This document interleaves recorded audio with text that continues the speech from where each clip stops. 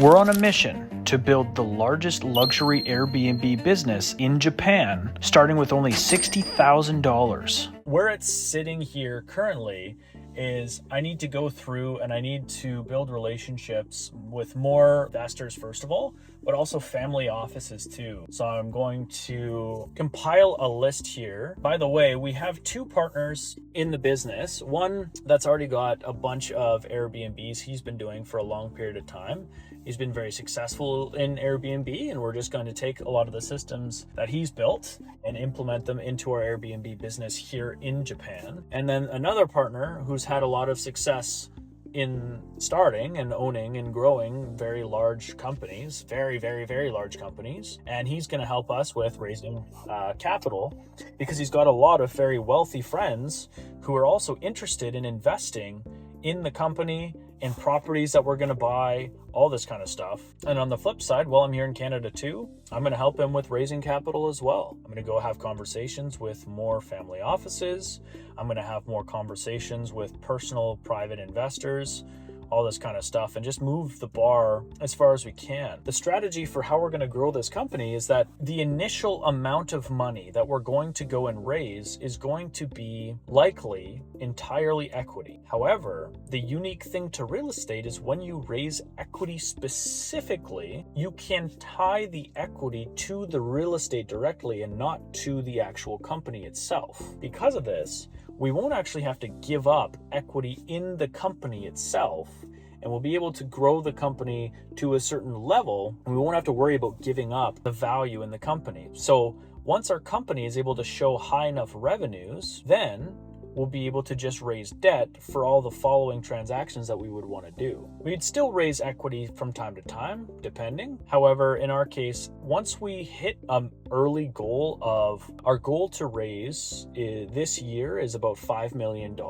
So far, we already have about 400,000 in verbal agreements with people. Once we hit $1 million of equity raised, we're confident that we'll be able to start to go and raise debt, because we'll be able to show enough revenue in the company and have enough properties purchased. By the way, $1 million is going to allow us to buy at least 10 properties.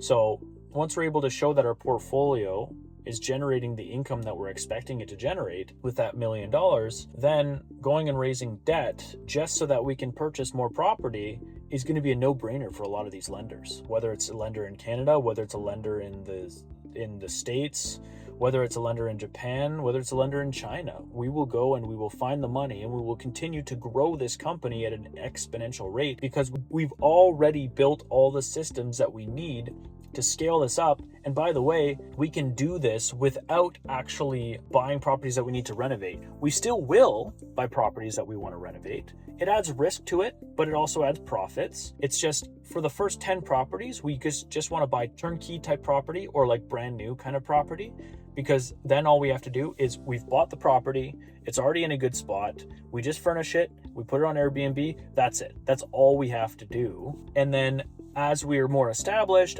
as we've got the business management visa, as we have more reason to be in there, getting more people involved in the actual renovation side of things will be a little bit easier, and we'll be able to build those relationships quicker. I already have a relationship with one group that does renovations. They're based in Kumamoto though, so that's Ren and Chava, their family in Japan. They own a renovation company, and so they'll be able to help us out with that side, and they also have some connections that can help us out on that side as well. So once we get to a certain point, we can always just use them, and then as things grow and grow, we can use more and more renovation companies to kind of help us at bigger scale. But for this first year, our main goal is scale to 10 properties, get those 10 properties set up on Airbnb, and start to bring the money in. And then once we show the revenues, we're just going to raise debt. We'll raise, once we've hit that 10 million in equity, going and raising 10 million in debt is going to be super easy for us because we're country agnostic. We don't care where we raise the debt from. It's just what's the best rate, what's going to allow us to move forward. And once we raise some debt in, say, like the States, for example, raising a ton of debt in Japan because you're kind of leveraging it against becomes super easy.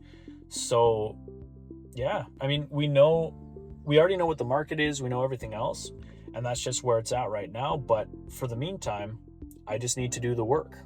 That's all it is. I just need to build that list of family offices to reach out to, and some of these other people, build those relationships, build the reputation with this specific company that we're building, and build that reputation for Kagawa, build that reputation for Japan, build that reputation for all this type of stuff too. So it's going to take some time, but the opportunity is so good. We know it's not going to be difficult to raise money for it. It's just a matter of who wants to hop on board and run with a winning horse.